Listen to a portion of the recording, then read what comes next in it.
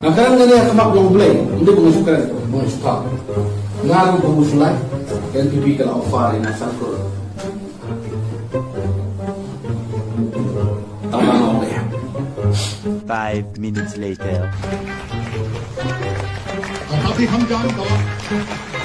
This is business. Hey! I invested the money. Stop talking! I will kill you! Sorry. Sorry, sir. Hey! Dada, why? Business. Wemigen misi dito to gikwan mentoy cimet gimem nong rim.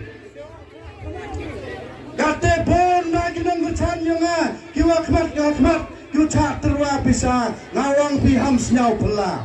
Wato mani hime tengkan cak terwau sang kelur wagenyau kelur. Thôi, cái làm hẹ rồi.